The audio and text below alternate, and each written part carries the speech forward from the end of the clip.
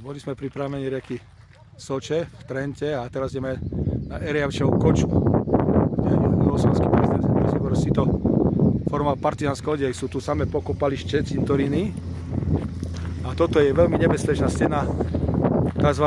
Pristojníku, prisánku a razoru. To sú veci z 600-ky.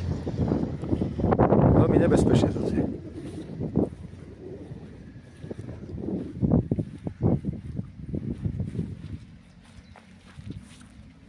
Tuto v tej stene je ajdevská deklica, ajdevské dievča.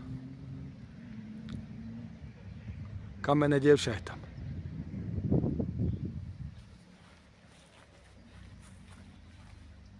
Prežili sme cestu smrti z Trenty hore 10 kilometrov.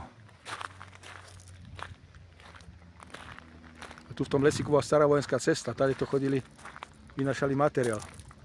Hore. Je tu po daždíku teraz. A toto hore je tá Eriavčevá koča, tuto hore.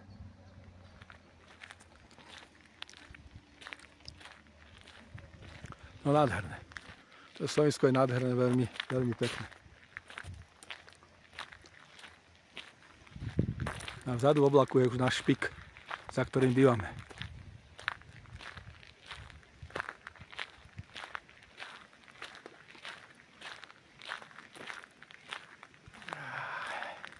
Nachádzame sa v 1550 nadmorskej výške.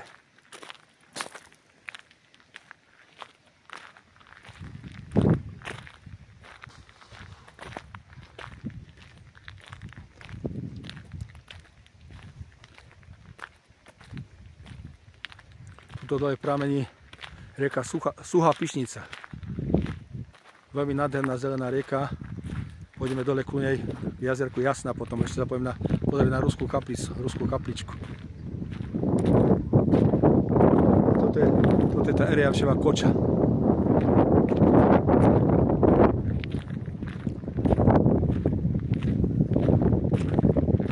Dole máme ešte do Krajinskej gory 11 km ťažkej cesty na auto.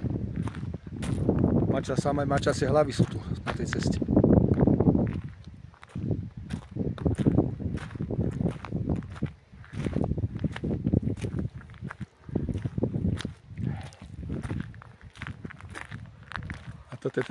Toto je pamätná tabuľa tomu juhoslovenskému prezidentovi Jozefovi Brozovi Titovi. Ivan, dobre? Ivan? Dobrý, je to moc dobrý.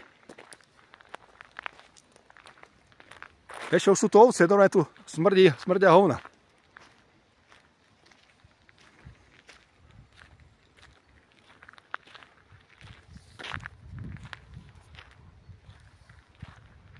No toto je hore už veľká malá mojstrovka toto.